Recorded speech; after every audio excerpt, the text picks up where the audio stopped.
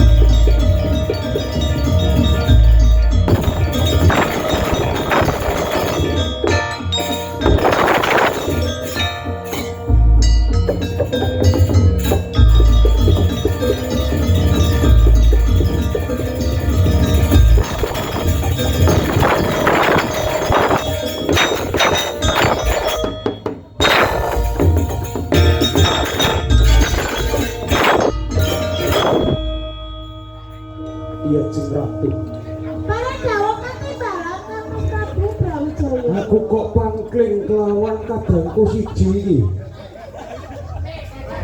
Kaula enggal menika Kang Prabu. Kaya nom-nomane Yanto Keceng lho.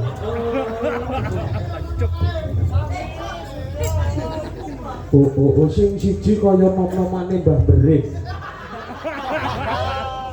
Apa nika sing budi to? Kuwi kados Mbah Berit. Dedi iki lho.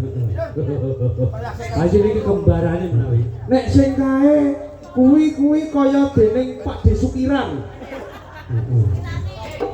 Iki lah Andre to iki. Omahe kene ya. Aja nganti lali sesuk cahya. Mari teko kene kongkon mampir ndeng rumahe Andre ya. Dibelehke mentok loro jare ya. Sagunging para prajurit lan sagunging para kadang kali ya. Kono-kono padha diprayogake lungguh kanthi satapa.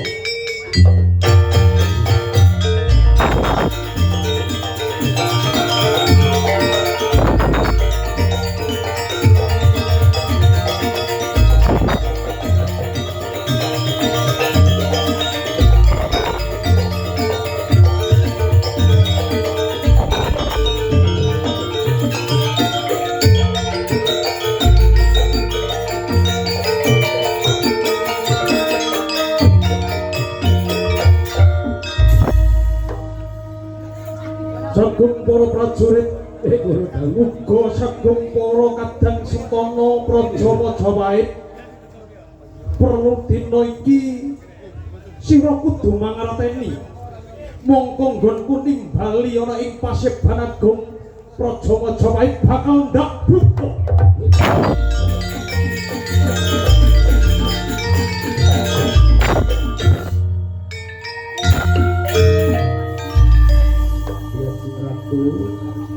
Masih gilana Mas Prabu. Kae kadangku siji kae sapa kae Saropah apa piye ya?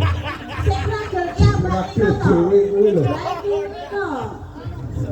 Dhewe delok kok malah ora malah saya ganteng besem kabeh. Lah iki menika lho napa kudanan niku nggih Kang Mas. Yo to sih. Ayo kuwi. Iki mau jawane padha semangat nggone ngayahi Kalabdi lan saking para prajurit. Kuwi dadi daya pangopo iki lho kang diarani sifat keluarga ana ing Majapahit kang bisa manunggaling jati manunggaling malih. Ingkang kula suwun bendinten ngeten iki. Sak wonten sing boten.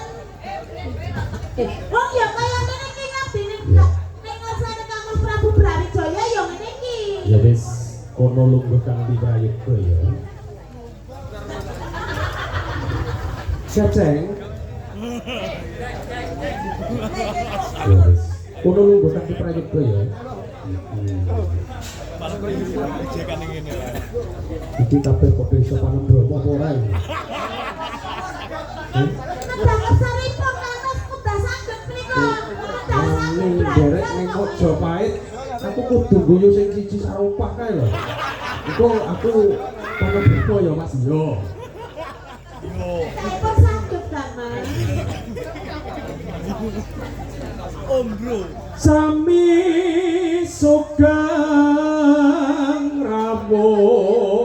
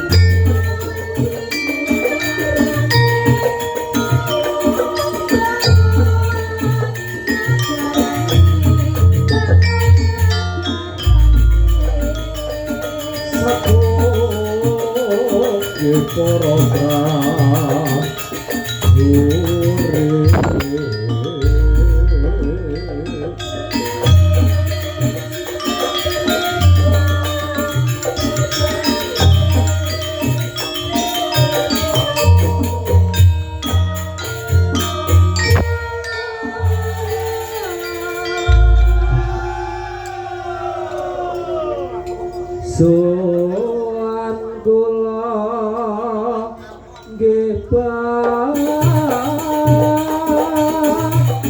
sugi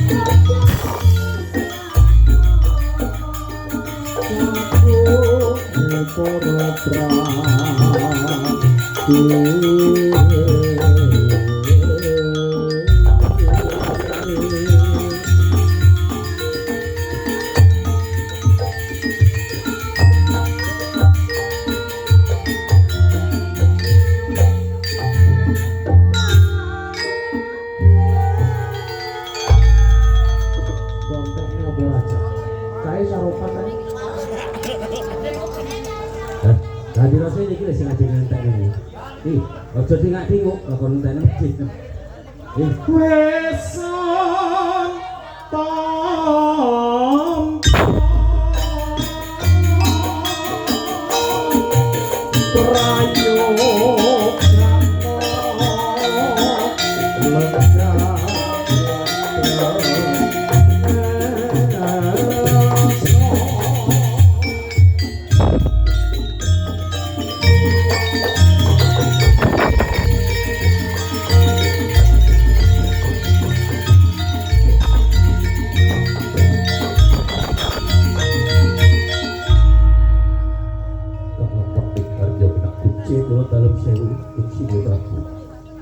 dadosaken bingahipun manah kadya sinirang tirta sawindu kula biaring wonten praja Majapahit tansaya kanggo tansaya ragem amit sampun kula raosaken yen to sagunging para prajurit lan para kawula saged manunggal nyawiji sedaya tansah pinaringan jaya kawijayan. Boten-boten ingkang saged ngruntuhake keprabon Majapahit. Menika leres atur panjenengan dalem. Dalaran para prajurit ingkang mapan wonten ing Kraton Majapahit menika tansah guyub rukun. Yen to wonten napa-napa kemawon tansah tandet taliwondo menika Gusti Prabu. Kakang Bakti Harjo kula salam sewu. Yen to kemajenganipun wonten ing keprabon Majapahit hembung gumantung sagunging para kawula kang panjenengan iwa semanten panjenengan ingkang dados pepatih wonten ing Majapahit ateges panjenengan ingkang saged paring pitutur luhur. Kula menika sadhermi ngatur para senopati ingkang mapan wonten Kraton Majapahit. Kula namung satugu napa dados atur panjenengan Gusti Prabu. Kakang Patih Haryo menak kunci Kula dalem sewu. Iki sedaya sagunging para kadang setana sami nderek nangkil wonten ing pawiyatan agung. kuda Tiwarsa kuda Wirangin Taranggana ugi sami nderek nangkit mila saking menika dadosaken binaipun manah mbok bilih ing sakmangke wonten ing Praja Majapahit wonten durat moko ingkang badhe ngrisak tatanan praja cekap dipun bentenging dening sagunging para kaneman wonten ing Majapahit menika laras atur perjalanan Gusti Ratu yen to kados mekaten lenggah sawetawis ngesti dawuh perjalanan marang dika Arya Glombang injih dawuh katibalan kula kapiye Prawa Madya ning Majapahit jeung sinuwun para kawula wonten ing Praja Majapahit sedaya tansah guyub rukun hayem tentrem anggen nindakake bab sesageman para prajurit ugi tansah trampil ugi lan trengginas dengsul bagus aja nganti Majapahit kelebon dom sululuping banyu kabeh mau sira kang dadi bebenteng panjenengan betesak kuatos sedaya para prajurit sampun siap siaga mbok bilih sakwanci-wanci wonten pawongan ingkang badhe ngrusak tatanan wonten ing Praja Majapahit prajurit sampun trengginas ugi trampil sabet sinabetan gegaman jengsul lorong sarta ngestaken dawuh simping kasiya dawuh kula piye kewajibanmu simping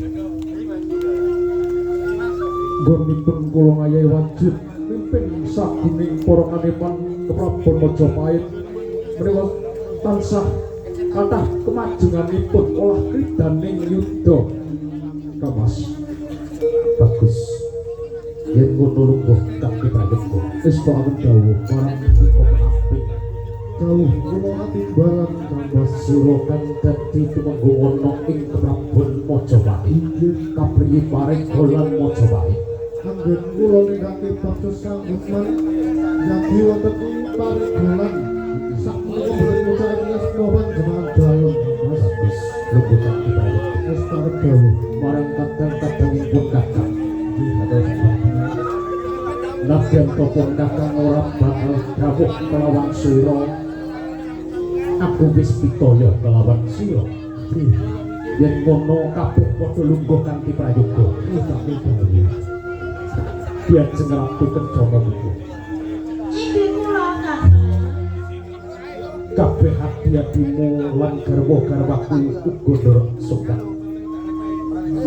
Garwa sedaya menika sami nderek abang bisa minderek. Menapa malih kadang panjenengan nderek pasti kusuk dorwati menawi wonten lepatipun Kang Mas Brawijaya. Kula nyuwun dunya pangarsani Kang. ora dadi daya pangopo uga tiba sapadha-padha ya diaji wong menawane aku kelabuk nggonku Pak Wecap aku go njaluk pangapura kabeh mau namung gawe swasana uga tentreming Keprabon Majapahit Dawa sesami-sami kok Kang Mas Prabu. lungguh kanthi prayoga diajeng Anjasmara Iki kula dawuh pun Kang. kakang ora bakal nglirwakake utawa ning wayadan nadyan topon kakang wis jumejer nalindra ana ing Keprabon Majapahit nalika semana hamung diajeng Anjasmara kang bisa sabiyantu lawan pun kakang aja nganti gendang sarita paribasanipun wong ayu Panjenengan ampun kuatos Kang Mas. Bakat tresnan kula menika gedhe sanget dhateng panjenengan dalem Kang Mas. Dening panjenengan menika tindak tempur dige mawon kula moderek Mas. wong ayu ing sakwangku sira kang dadi tepo tuladaning sagunging para kawula uga para kadang-kadang boten paring pitutur luhur aja nganti dewening sifat angkara budi candala ya diajeng Panjenengan ampun kuatos Kang Mas. Aturip panjenengan bakal kula ugemi. Senajan kula menika garwa, menika dados tuladaning para putri wonten ing Majapahit Kang. matur suwun wong ayu lungguh kanthi prayoga Mesti dawuh. marang sira garwaku wantara dalah puyekan Dawuh kula Kang Mas. kapriye kaprigelaning nggonmu mimpin sagunging para sikang ana ing Majapahit. Anggen kula nindakake bab sesanggeman nipun sedaya para putri Kang Mas. Sedaya mboten wonten ingkang muji wasma panjenengan dalem kok Kang Mas. Uga kuwi kadangmu puyeng kan ojo nganti grogi matur kelawan pun kakang grogi aja. Hadi-hadine malah gandeng-gandeng dadi grogi. Kang Mas, semanten muji kula Kang Mas. Anggen kula nindakake wajib saking kaliyan kanggo kula sakmenika sampun rampung. Kuwi kadangmu Kula Kang Mas. dipini kok ora rawuh ana ing Majapahit ora ngendi sliramu diajeng. Kula anggen ini Kang Mas. Nindakaken bab wajib. Wasis tenang kowe gorning pun kakang ora bakal paring duka kelawan slirane awit sliramu nindakake wajib ana ing keprabuan Majapahit bekti tenang kelawan pun kakang tapi kaprigelamu wong ayu Anggen kula nindakake bab kewajiban sakmenika nonton diranak kita didhawuhaken Mas. Sakmenika sampun rampung. ing mangko aja nganti napa niki rakiting kejaharan wae diajeng lelaki kelawan pun kakang ana ing tilam pagulinan aja nganti lali wong ayu muga kanthi prayoga kuwi kadangmu ora kil kowe wae jan dayeng kena diajeng Kula dawuh Kang Mas. kapriyen nggonmu nindakake sesanggeman kelawan pun kakang diajeng Anggen kula nindakaken wajib sedaya sampun rampung. kabeh rampung ana ing Taman Sari uga rampung ning aja nganti suket uga kembang-kembang kae mbok jeboli iku nek mbok jeboli ana ing Taman Sari ya Kula jebul sedaya. lho layak entek kabeh kahananing kembang ana ing taman kuwi ya wis ora dadi boyo pangopo nggonmu tansah sempet uga wasis tenan muga kanthi prayoga marang adikku sing ayu dhewe tansaya suwe mapan ana ing Majapahit ngesteke kelawan pun kakang paring rerumat kelawan sira yo ngene mundak pira nduk cahayu boboting badane 5 kilo ya diajeng sliramu kadanging pun kakang adining pun kakang krasan apa ora mapan ana ing Majapahit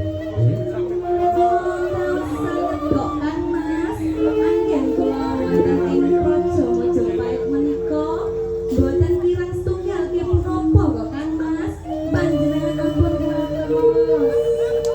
tenang Nggih, menika leres. yen terjaluk samubarang apa wae aja nganti nggonmu sungkan matur kelawan pun kanggo-kanggomu ya uga aja nganti sliramu nandhang gerah ya lutongne isih 3 dina kas ya Sekti kok Kang Mas. ya pancen sekti ya Nggih, sekti kok. Sampai sekti Oh, iya, tenang. untuk mawon nino ya gak rese Kang Mas. lungguh kanthi prayoga ya dia Jawab Kang Mas. kadangku kudu tinarsa sliramu kula dawuh Kang Mas atus pundi ya rada alus to matur kelawan kakang nggonmu sapa ing sawet jajar tumuju ana ing Majapahit iki jan pokoke kakang tansaya bungah kula nggih tak kaya bungah ora di kula nggih Sitaranggono ya derek Taranggono apa kuwi? Nggih, kula tak timbali dhisik Taranggono. Adikku Taranggono. Iki dawuh kula. Keneng opo garwamu ora mbok kanthi ana ing Majapahit, si Indang Rorawati kelawan Widyaningsih. Jeng anu apa sama niku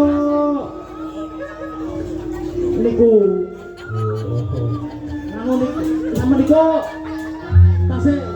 tasih repot. Oh, ngayahi kewajiban. Ngayahi kewajiban. Grogi nganti suwe ora nate sowan ngadeg Nabiyantara kelawan pun Kakang Taranggana tansah grogi ya, Dik. Niku Ya wis, salam taklipku sapekno kelawan gawamu ya. nggih. Ning pelinging pun Kakang. Pun niku Aja nganti tokmis liramu wis duweni bojo. nggih. Pendak-pendak eneng wanita batuk klimis kuwi mesti kepencut, kepelut ya. Mula aku ning kabeh mau ya wis lenggana.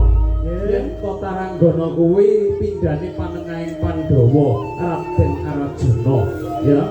Sapa ta sing ora kayuyun yen ta weruh pasuryamu ya. Nggih. Sama niku nggowan atus niki lho kula, Kang Mas.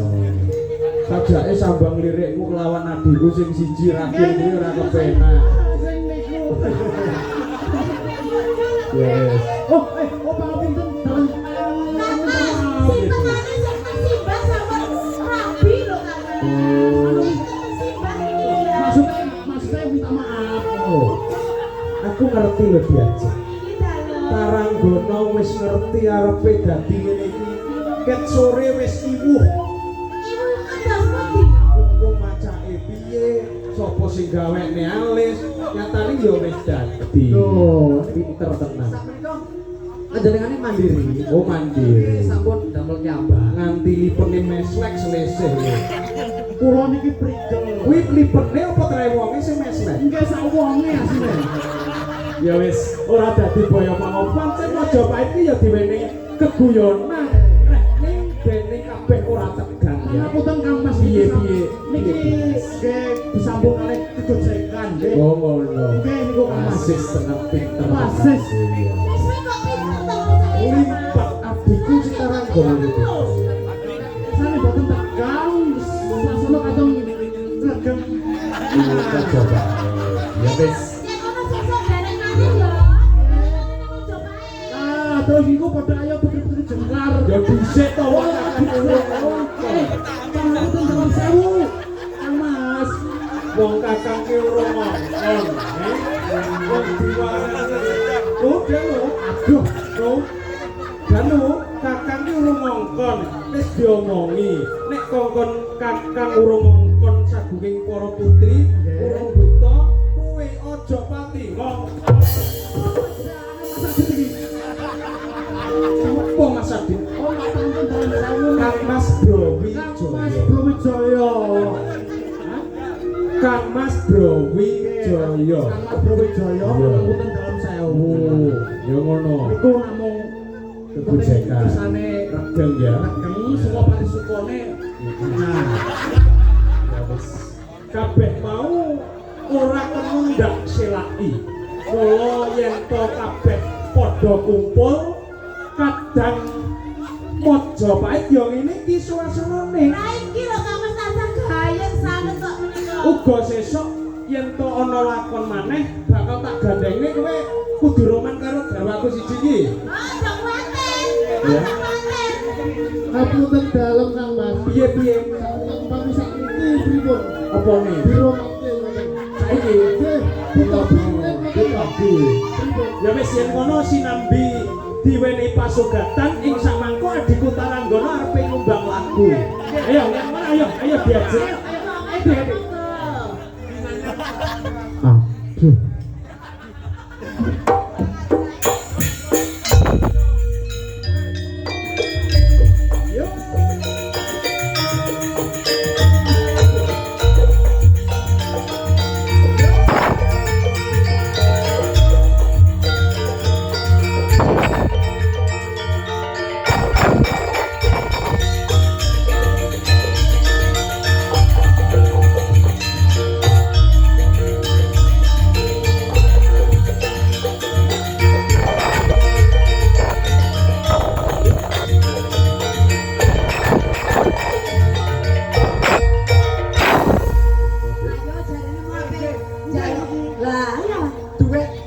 Duel ngeten lho. Duel tek lek duel wae, duel tek karo iku.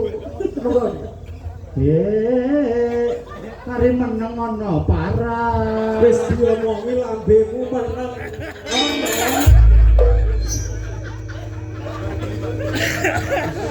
Aja diplosoro to Kang Mas. Rasane Kan semangat. sampe Panjenengan iku nggih ngoten. Kowe ngerti diajeng. Ngarepe dadi kaya ngono kuwi mau jika kula enek ambal ping 7 ora cocok kabeh.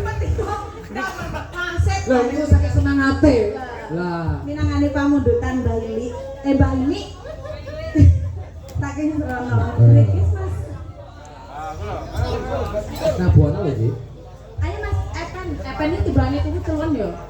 Mas Sutris, Mas Sutris. Kanggo diajeng Sudarawati niki Rajaskara uga kanggo kadangku siji kae rawuh ana ing papan kene Bu Putri kae.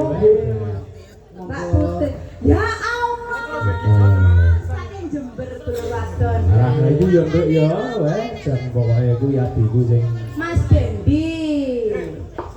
Ting. Setume lagu Mas Budi. Taman Pak. Oh, Ben. Dene mampu. Ayo, Nduk. Ken wau to, Mbak Put. Alhamdulillah. Arek ngomong Mbak Putri, Mas Putri sopo banget dulu. Nggih, salam rahayu. Sehat selalu, salam seduluran sedalan.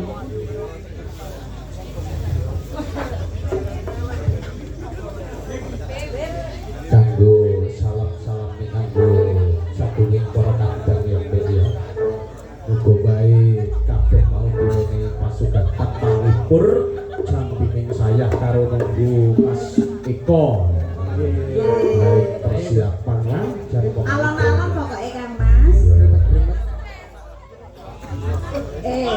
Kandungku langsung melek.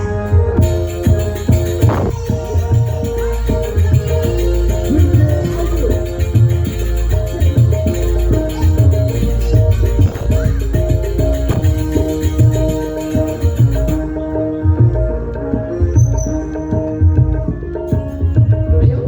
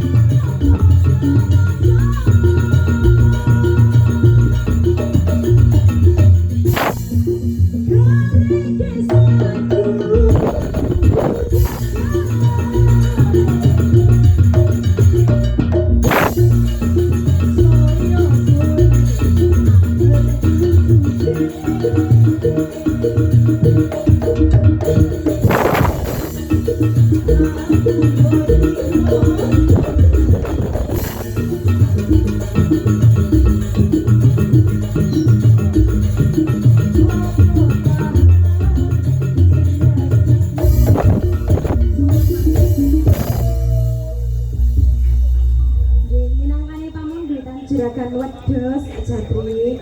Ngapunten wau. Boten kober seling nggih. Ayang-ayang masuk. Kok dijaluk aneh Kang mbok kon transfer neh rono ora dituruti. Tukang kendangnya sapa tadi Kang mbok? Gua ya, gua tukang kendang diri. Ya iya pribadi ya bayarnya udah double. Kuwi tukang kendange kok lambene kok misok mae kok. Radingan, Iya. sami kalian Mas.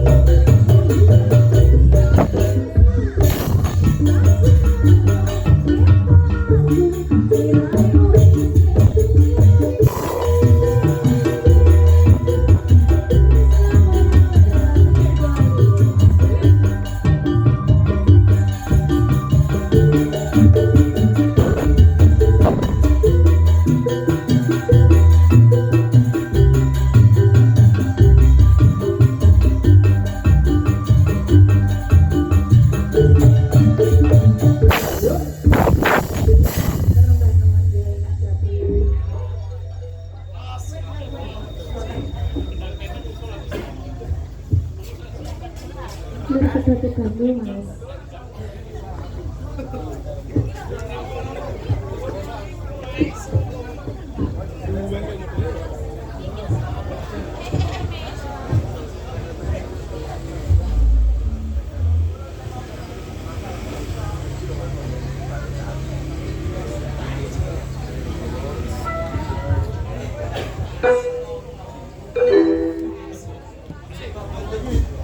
Kamu kasih ya?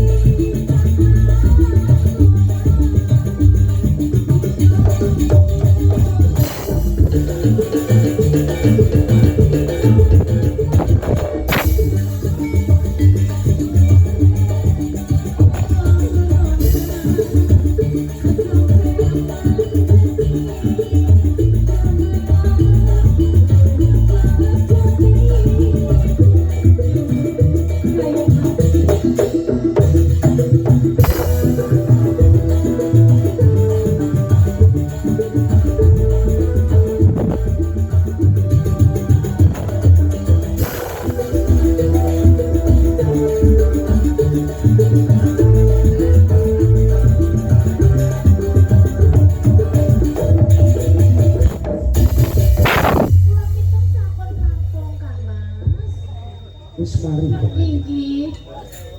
Kakang Bakti. Kula dawuh timbal dawuh dadosaken pinggaipun manah saksampunipun sagunging para putri paring panglipur dening sagunging para kadang lan sagunging para prajurit. Menika leres Sejatosipun wonten wigatos ingkang badhe kula wedharaken. oh makaten monggo monggo mumpung nderek sedaya nderek nakil wonten ing Paseban Agung menika Adi kula Si Sundarawati. Kapan boyo nggonku bisa weruh adiku Sundarawati munggah ana ing sasana pahargya utawane ana ing kuwat dipindho kaya dening Paman Sriwedari. Diwengku dening sawijining kakung kang bisa ngayemi lan ngayani. menika leres Mula kakang Bakti kaya Gusti kula dawuh adiku Sundarawati muga wae ing besok sliramu nemu jodoh kang bisa paring tanggung jawab lawan sira ya wong ayu. Kakang Bakti hari kena ucap ya kula dawuh sajake njaba rame kae mbok menawane ngono kamu kang bakal lumarep ana ing papan kene ana ing ngares aku coba larakno ora bakal ngaten nggih.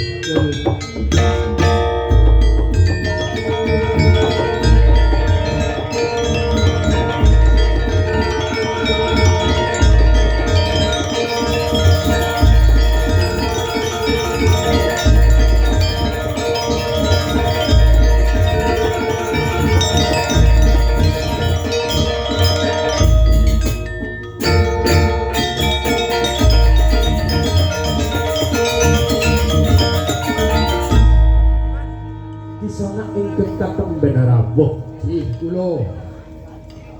sajakipun tansah bosah basih keringet dredesak napa piyambakan wonten rewangipun Sejatosipun nggih kula ngadyantara kula dipun kanthi kalian adi-adi kula putri. wonten rewangipun ini menapa boten dipun lumarapake Dipun keparengaken. nggih monggo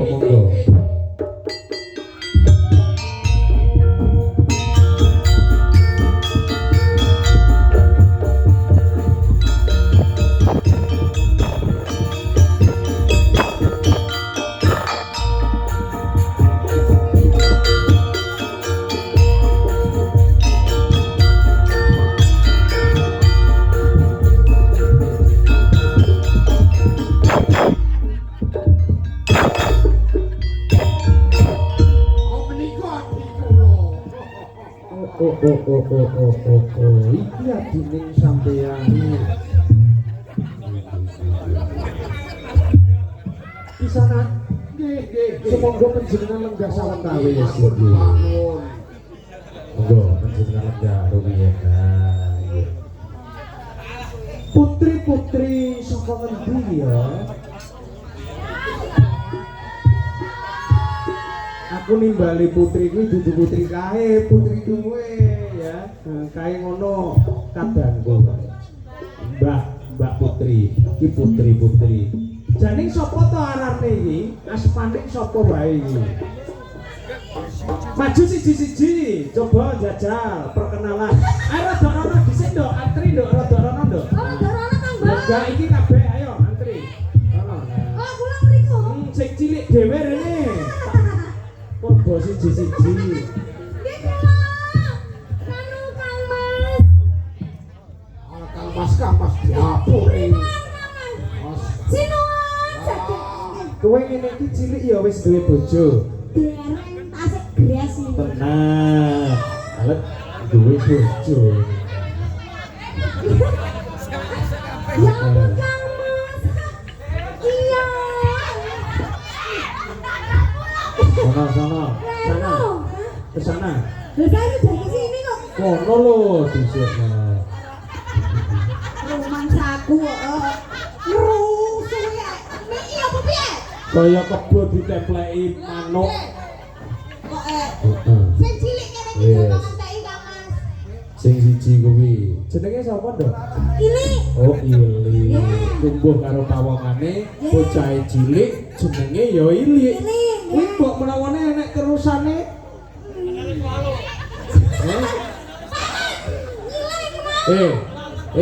Nduk, sing rukun karo bojone.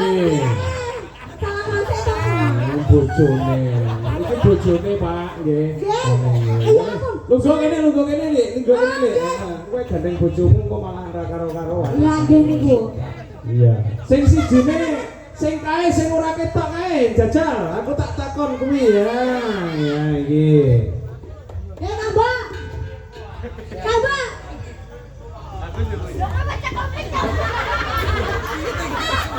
Piye? Sopo jenengmu, Nduk? Kok bingung. Jagal Mela. Wangi nabok. Kowe iki nyapa? Gepok-gepok bojoku. Napa, Pak? Napa emang ngendi? Aduh, napa sing ngendi mau ya?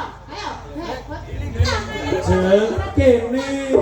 Sampeyan yo perlu tae. Kono iki wis truklak klotek. Bocah kok potongane kok triplek. Sing sijine kae. Ya kuwi mangan ae. Ayo.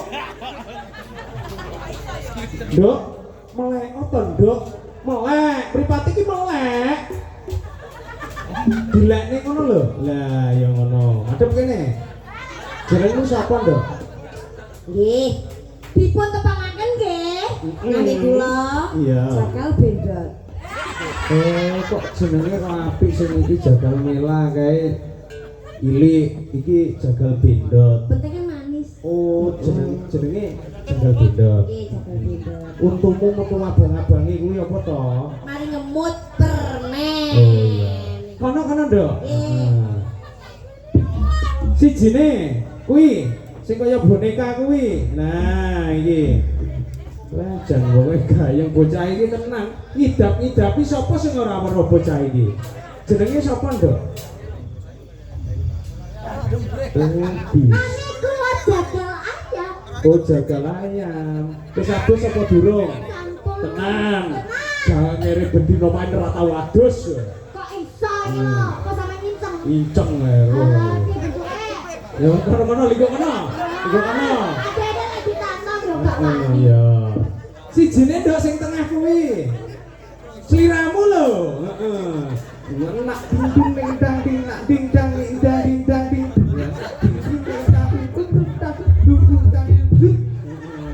Jan aku lek bocah siji iki tenan pokoke. Marake udan-udan ngene iki kepenak. Sapa jenengmu, Nduk?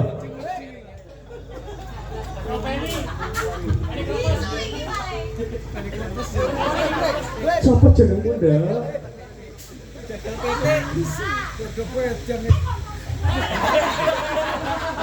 Oh, ya wis, kono.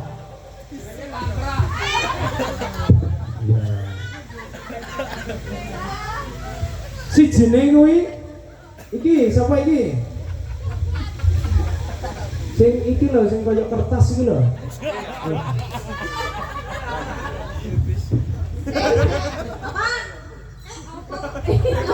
Ratu, Ojo antar-antar mangap-mangap. Abakmu mambu kok cemplung kok. Wes. Semakut ta kowe. Ya wis, jenengmu sapa, Nduk? Napa panjenengan niku wau? Jenengmu sapa? Saya aku gak terima dilakne apa mau kertas. Jenengmu sapa, Nduk? Cahayu. Aja ngelakne wong Ora. Ambek-ambek kertas ini iki barang kenceng iso. Getas, ya wis niku kono. Iki saya ndodro iki. Urung tak dawuhi. Urung tak purba durung. Durung kok wani jenengmu. Kene. Niki sponsore niki. Iki sponsore. Dhisik to kowe iki kok ngetek kae kaya ngene. Wes. Oh, anak buahe tak jabrik iki. Malih. Bojoku iso mbok guser kok. Ora aku sing salah. Danu Pokoke tenang, ngomong jabrik sepisan 50.000. Ngomong jagung sing pindho 100.000. Juragan wedhus, juragan wedhus, Juragan wedhus. juragan wedhus, juragan wedhus. Piro kowe? Juragan wedhus, juragan wedhus, juragan wedhus, juragan wedhus, juragan wedhus. Eh, Juragan wedhus, juragan wedhus, juragan wedhus, juragan wedhus. ngono. Juragan wedhus, juragan wedhus, juragan wedhus. Dikere lho. Wis. Sliramu jenenge sapa? Jagal wedhus. Oh, jagal wedhus. Ya wis. Kono ndok.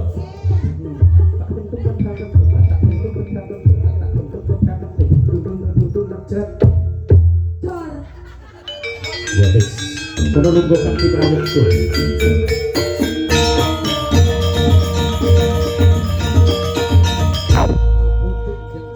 Pisanan menawi to adi-adi kula menika boten gadhahi supasita.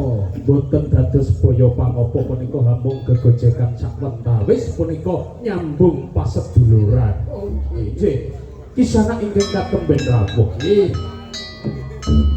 Sinten ingkang dados peparab panjenengan ingkang wijil saking pundi? Dipun tepangaken kula Sang Prabu Jagalapilawa. Jagalapilo. Naendra saking Prajaga Seluman. Jagalapilawa nalindra saking Guwa Siluman. Dadosaken kadhetipun manah kadya sinamber gelap. Istunipun panjenengan wantun miyak wonten ing Pendhapi Agung Majapahit. Ngadhep ngabiyantara dening kula Prabu Brawijaya. Napa wonten wigatos amung napa nglangki wonten ing Praja Majapahit. Ngapunten Jeng Sinuwun. Kula namung nuruti kekajenganipun adi-adi kula. Piyambakipun ngersakaken kepengin gadhahi Kangbok. Oh, mekaten. Lajeng sesambunganipun punapa kagem Majapahit kaliyan Majapahit sinuwun? Nggih kula badhe walaka. Yen kula munggah Pendhapi Praja Majapahit, kenanipun kula menika rak badhe nglamar. Oh. Panjenengan badhe nglamar. Punika sinten ingkang panjenengan lamar wonten ing Majapahit? Napa Putri Majapahit wonten ingkang naminipun Sundarawati. Sundarawati. Inggih, punika leres aturipun ngandalem punika wonten ing Majapahit wonten sawijining putri ingkang peparab Sundarawati nggih kalbu kadang kula. Dados wonten Inggih. Iki. Wah ora kleru to aku manggarwa Sundarawati. Putrine ayu. Mantap menika Kang Mas. Nggih, punika Sundarawati wonten ing sisih pantengen kula. Lah kok buahe nang apa to Kang Mas? Diplok-diplok Kang Mas. Wah, kok. Sundarawati kan ado tawon nang mbok. Dadi menul-menul. Ngapunten Jeng Sinuwun. Inggih. Menawi wonten lumuturing ngersa dalem. Kadang panjenengan Sundarawati badhe kula suwun. Kula boyo wonten ing Praja Seluman badhe kula sekaken garwa prameswari kula. Sinuwun Prabu Jagalapilawa. Nggih. Punika ingkang nglampahi kadang kula. Kersanipun kadang kula ingkang paring pawangsulan dumateng panjenenganing. Oh ngaten nggih kula semangkaken. Adhiku gendhuk Sundarawati. Injih kula dawuh. Dapur kapasang yogi kuning sira ana sing ngersakake salah sawijining nalindra saka ing Guwa Siluman kae paring pawangsulan kelawan Jagalapilawa. Ngadika lho.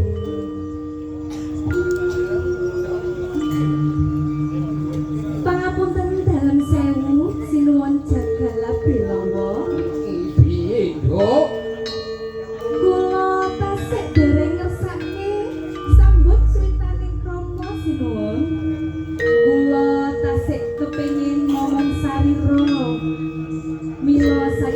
Oh, panjenengan kondur mawon bali wonten ing Gua Siluman sinuwun.